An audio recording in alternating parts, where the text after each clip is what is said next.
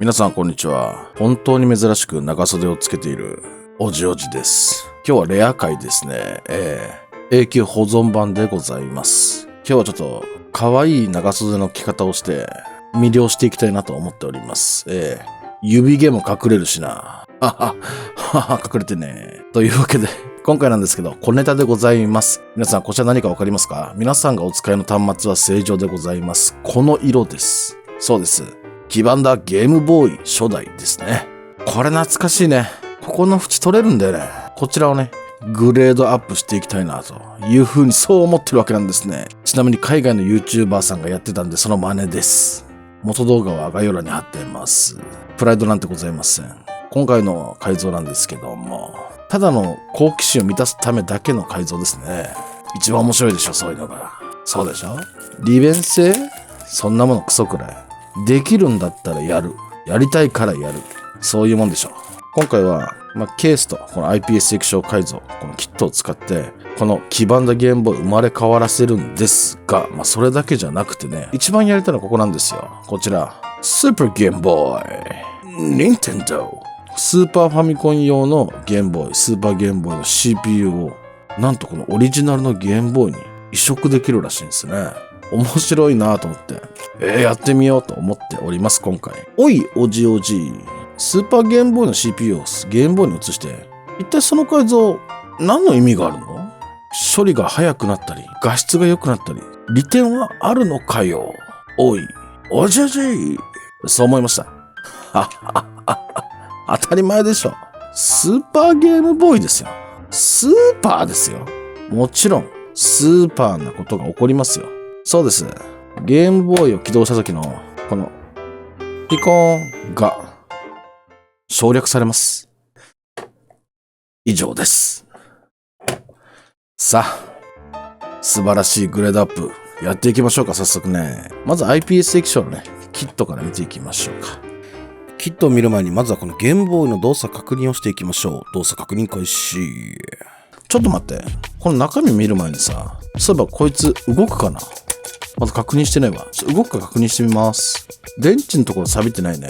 通電はしそうな雰囲気する。カセット読み込むかな？ちょっと確認しましょう。これもし動かなかったら、これ修理から始めないといけないもんね。電池入れます。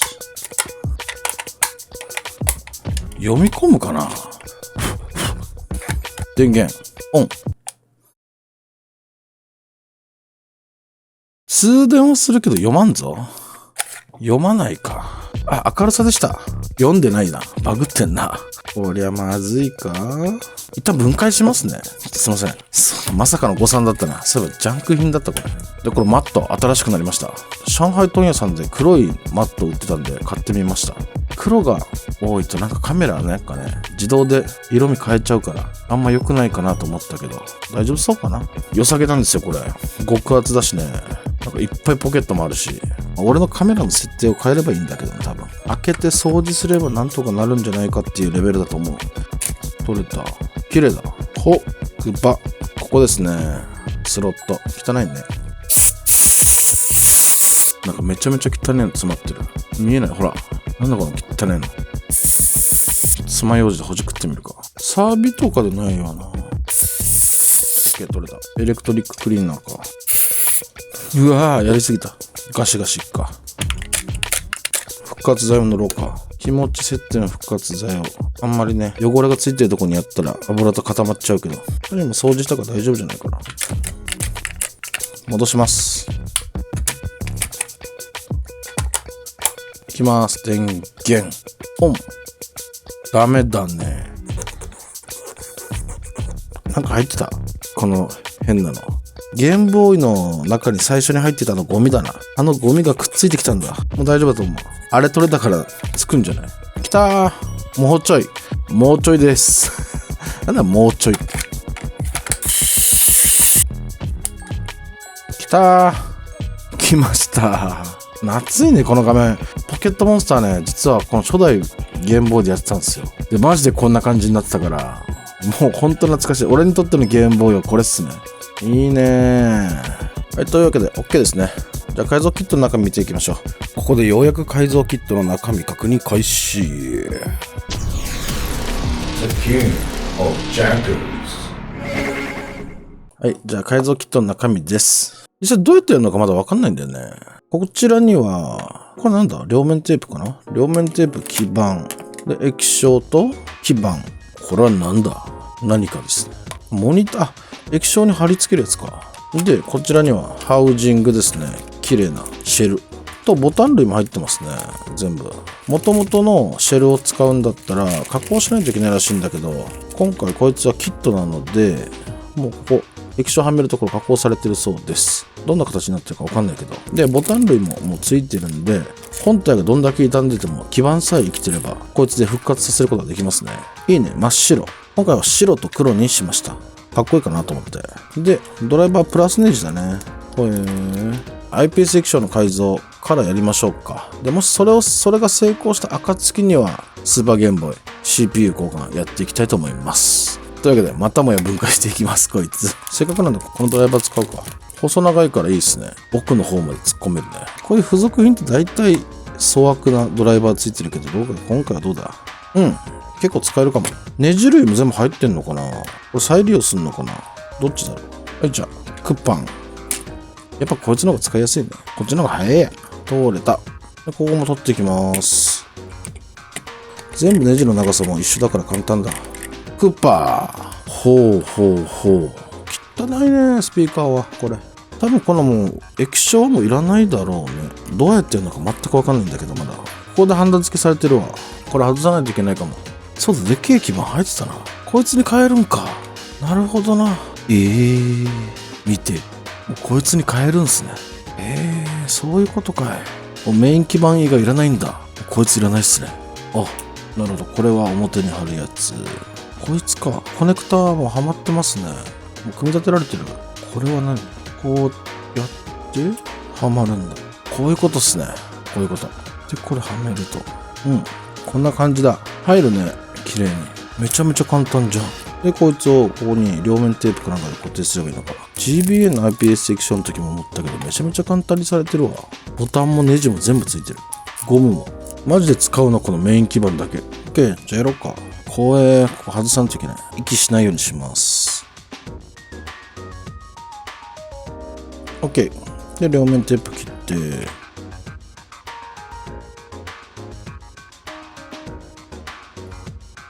ほい。ボタン類入れてきますね。ゴムの新品使いましょう。助かるぜ。やっぱゴムは新品じゃないとね。はい。スタートボタン入れる。で、この基板はめます。で、このコネクターをはめると、ロック。で、ネジ締めていきます。触っちゃった、液晶触っちゃった。指紋ついちゃった。最悪。指紋ついちゃった。怖いからつけとくか、これ。最初に貼っとこう。OK、先に貼っときます、これ。もう触っちゃったもん。最悪だよ。こういうの向いてねえ、ほんと。CPU が乗ってるメイン基板はこっちにつけておくんだね。あ、すげえ。ぴったり。めちゃめちゃ簡単じゃない？これで終わり？まさか。あ、スピーカーつけてない。スピーカーはこっちにつけなきゃいけないわ。ミスった。まあいいか。とりあえずスピーカー後でつけます。で、最後にこの2つをこれつなげば終わり。信じられまい。こうやって、こういうことか。こいつをここに入れます。こういうケーブルってさ、ほんとつけにくいんだな。何より断線させたらまずいっていう思いがあるからな。むずっ。マジでこれが一番むずいな。この絶妙な長さ。ギリギリ無理な長さだな。ギリギリ手が足りない長さ。入った。なんとか入りました。ここで折り目をつけます。自然な折り目を。ここで Y 字ネジですね。OK。一旦つけてみますね。いきます。電源。オン。あ、ついた。はは、綺麗。ちょっと液晶の位置ずれてる感じするね。もうちょっと下だったか。めちゃめちゃ綺麗。これさ、ここの左ボタンを押すとなんか色変わるらしいよ。ほら、赤になったり。ね。液晶ずれてますけど、これポジション変えれます。この左のこの調整ボタンを5秒長押しすると、ポジション出てくるんで、これで調整できる。超回しにくいこのボタン。こんな感じかな。OK。素晴らしい。微調整もできますね。だいたいぴったりの位置になったんじゃないかな、これで。まあまあいい感じかな。綺麗だな、やっぱ。電源オン。めちゃめちゃ綺麗。すごい。白黒じゃねえの？カラーになってるね、若干。すげえカラーになってる。あ、白黒できた。これがいいね。めちゃめちゃ綺麗。これ、無駄にちょっと色ついてるの嫌だな。これいいわ。ボタンも黒にしたんですよ、ここ。AB が赤も選べたけど、黒の方がかっこいいかなと思って黒にした。よし、とりあえず IPS 液晶には改造成功ですね。こっからですよ。スーパーゲームボーイの CPU を移植していきますか。そうすると、この今和式。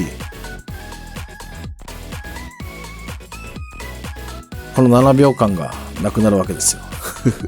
この7秒間を短縮するためだけに、スーパーゲームボーイ、ここから CPU 取っていきたいと思います。やっていきましょう。それでは CPU の交換作業開始。じゃあついにやっていきますか。これだけでも今十分綺麗になって感動レベルだけどね。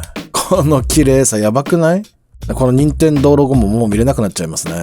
スーパーゲームボーイはネジがね、この変なやつなんだっけこれ。特殊なネジなんですよね。なんだっけこれ。ラインヘッドだったか。こういうやつですね。開けていきましょう。これ特殊なやつでなかなか特殊ネジセットにもないんですよね。このネジは。これはちょっと買わないといけないかもしれないですね。ゲームボーイのソフトとかもこれじゃなかったっけ？このネジ置きいいわ。ぴったり入れなくても適当に入れとけば転がっていかないからいいわ。いきます。こんなんなってんだ。プラスネジ2本で止まってるだけ。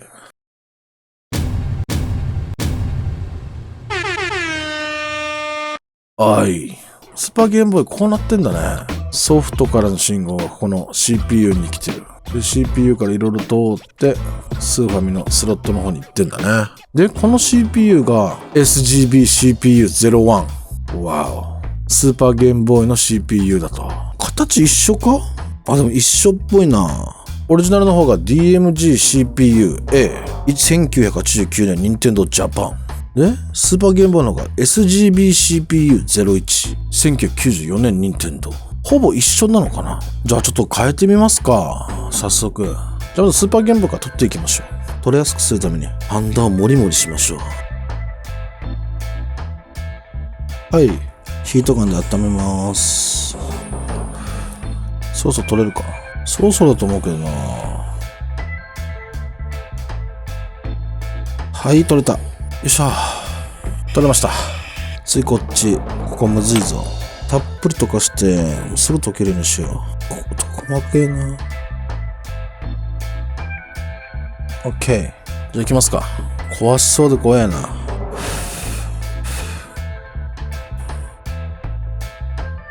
はい。取れた。じゃああったかいうちにハンダ吸い取り線できれいにします。今がチャンスだな。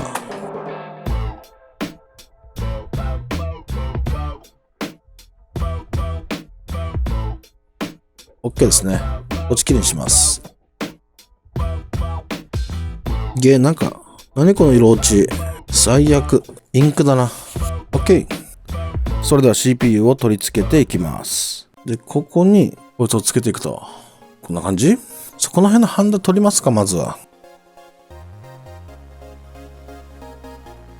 OK。綺麗になったんで、これで段差なく綺麗につくんじゃないでしょうか。こんな感じですかね。ちょっと仮止めしよう。仮止めした。あとはしっかりつけるだけかな。つけていきます。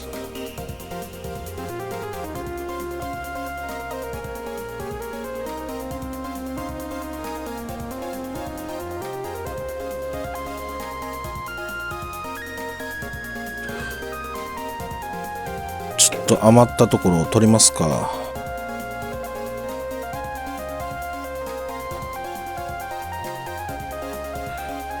OK。多分いいでしょう。掃除します。じゃあ顕微鏡で見てみようか。一応足を一本ずつ確認していきます。ちゃんとついてるか。大丈夫だね。はい、OK。よし、面基板完成っすね。入れます。結構簡単だね。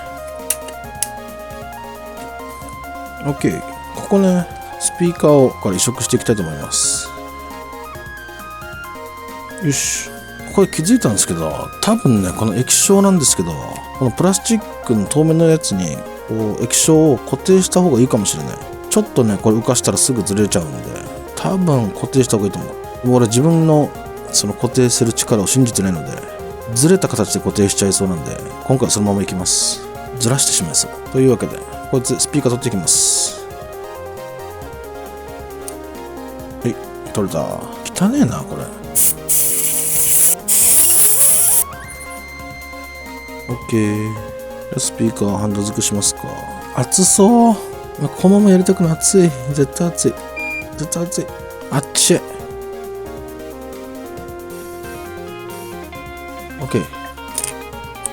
OK。スピーカーもつきました。で、液晶の位置もちょっと調整した。これでいけるんじゃないか。よし、じゃあ組み立てるか。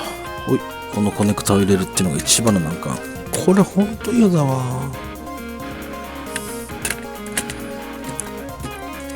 むずい、これほんと。OK。できた。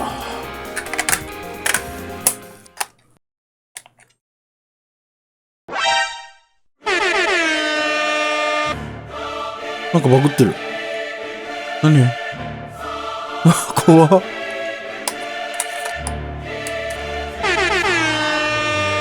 なんかバグるぞ。ほら。なんかバグる。もしかして交換ダメだった？起動はしてるのにバグるって何？待って、怖っ。なんかこれ一箇所ハンダ不良があるみたいな感じじゃない？一箇所繋がってませんみたいな感じしない？そんな感じだ。もう一回ハンダ見直すか。なんかミスってるみたいなんで分解して確認してみたいと思います。起動できるし、音も鳴るし、ゲームも遊べるけど、表示がバグってる一部。どっか、ハンダ不良があるか、何か繋げ損ねてるか、そんな感じだね。めっちゃバグるやん。なんだ？あ、ショートしてる。やべ。やべ、見落としてた。ショートしてた。嘘だろ？余裕ぶっかまして、ここショートしてる。ほら。ショートとかブリッジしてますね、ここ。絶対これだよ。バカだ。壊れてなくてよかったわ。壊れて大変だったぜ。ほら、ここ。ブリッジしてます。これのせいだわ。やらかした。全部チェックしよう。はい、取れました。くそー、チェックしてなかった、この。ちゃんとこの辺までチェックしないとな。他はない？ OK ね。ハンダがくっついてるかどうかを確認するばかりに、このブリッジの確認を怠ってましたね。根元のブリッジを見てなかった。先っぽしか見てなかった。大丈夫だね。うん、OK。不具合の原因が分かったんで一緒ですけどね。そうでしょ。そうに違いないでしょ。皆さんにやっぱりブリッジの恐ろしさというか、こういうミスがあるんだよっていうのをお伝えできたんで、一生ですね。とても有意義な動画になったんで、あっさり成功しました。やったー。何の意味があるんですか？全然意味ないですよね。こういう失敗に気をつけてね。ゆっくりしていってね。そういうことが伝えられた。とても有意義な動画になった。一緒ですよね。表示乱れぐらいで済んでよかったわ。よかったね。CPU 壊れてなくてよかったね。あら、ほんと場所が場所だったら壊れてるよ。はい。よし。これで治ってるだろう。電源オン。早っ。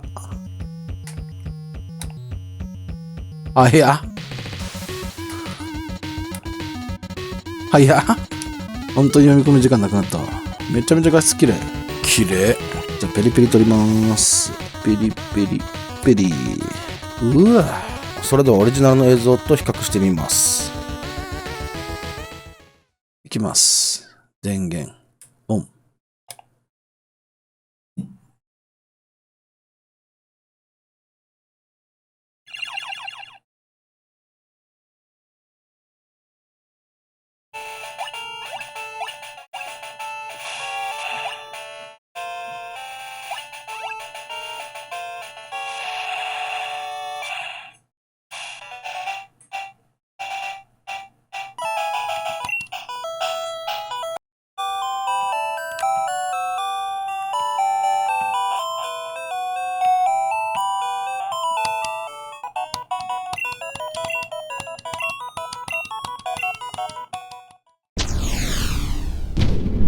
ストリートジャッカー6。はい。これちょっと裏側の両面テープの糊が残ってる。ちょっとショックだな。これ全部分解してまた裏側からこれきれいにしてあげないといけない。最初にこのパネルつける前にちゃんと糊はきれいにしておいた方がいいっすよ。もしやる方。起動早っ。いいね。というわけで初代ゲームボーイの IPS 液晶、さらにスーパー CPU への換装成功しました。何の意味があったんだよっていう質問はなしにしてください。成功です。戻していきます。何かに使うかもしれないんでね、戻しておきましょう。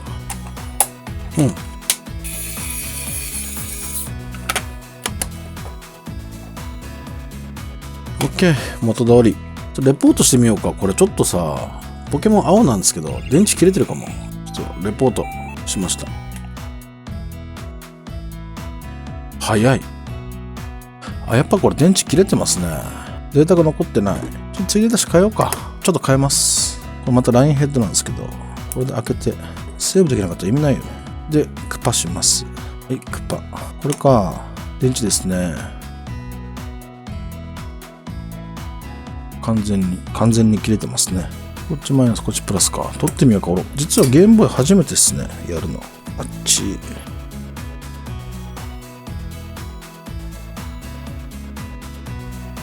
はい、古いハンダ取っとこう。大体もう昔のソフト電池切れてるよね。で交換電池あったよな。これですね。なぜかめちゃめちゃ買ったんだよね。アリエクスプレスでめちゃめちゃ安く売ってますね。みかん食ったから黄色くなってる。ぴったりです。このタブがもともとついてるんでスポット溶接しなくていいんだよね。楽ちん。スポット溶接もそろそろ挑戦したいけどな。普通にハンダ付けするの怖いんだよね。これ電池をね。仮付け。爆発しそうで怖い。OK。完了。3.3V。OK です。これでセーブもできるでしょ。ついでなんでめちゃめちゃ洗おう。むき出しにしてしっかり掃除した方がいいよね。入った。OK。続きから始めるあるね。OK です。確かさ、ポケットモンスターブルーってなんか通販限定とかだっけ？なんか抽選限定だっけ？なんか特別なソフトだったよね、確かね。周りに持ってる人いなかった気がするんだよな。普通に売られるようになったのかな。限定品だった気がするんだよな。全然出てくるモンスター違うんだよね、確かね。青は。はい、OK。そういえばこの液晶紹介してない機能がありました。この液晶実はメニューが出るんですよ。こう長押しするとメニューが出てくるんですよ。長押しするとめちゃめちゃ回しにくいんだけどさ、ピクセルエフェクトっていうのをオンにするとなんか昔のほらゲームボーイらしいなんかピクセル感が出るらしい。これオフにするとくっきりなんですけど、これオンにするとぼんやりというか暗い感じになるらしいですでバッテリーディスプレイ、バッテリー表示機能もあるみたいですよ。これめちゃめちゃやりづらいんだ。このシェルに引っかかんのよ。ちょっとやりづらい。めちゃめちゃオンにするとバッテリーがディスプレイされるらしいけど、されてる？バッテリーディスプレイオンにしたけど出てないよね。出てる？左上に出てんのかな。あ、出てるね。バッテリーディスプレイ。あるある。今一瞬見えましたね。ほら、これはバッテリー残量ですね。これめちゃくちゃ良くない？はい。というわけでこの IPS 液晶キットいくらだったか覚えてないですけど、確か5、6千円したかな。結構高いね。シェル込みですけど、でもなんか満足感もめちゃくちゃ高いです。大成功。はい。というわけで、無事ですね、バッチリゲームボーイの IPS 液晶化&スーパーゲームボーイの CPU への換装成功しました。何のためにこの改造したのか、あえて答えるなら、電源を入れるたんびに素早く立ち上がるゲームソフトを眺めるため。それだけです。むしろ上から降ってくるチャリーンがなくなったらちょっと逆に寂しいね。やらない方がいいかも。あれがあるからこそゲームボーイって感じするもんね。なかったらなかったでめちゃくちゃ寂しいです。ゲームボーイカラーとか、ゲームボーイアドバンスっていうのは IPS 液晶化するとめちゃくちゃいいじゃないですか。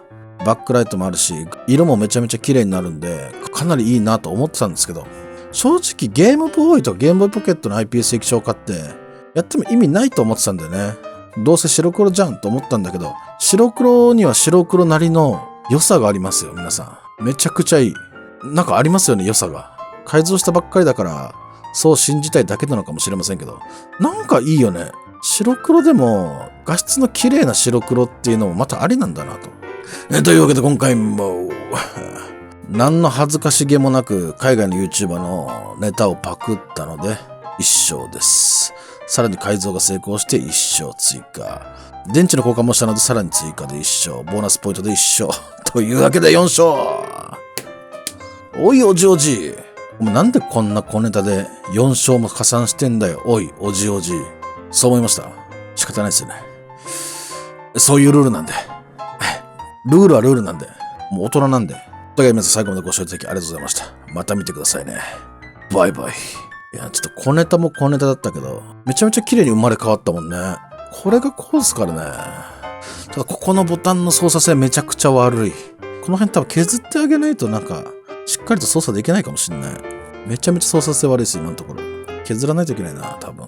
いや、まあ大満足です。ういー。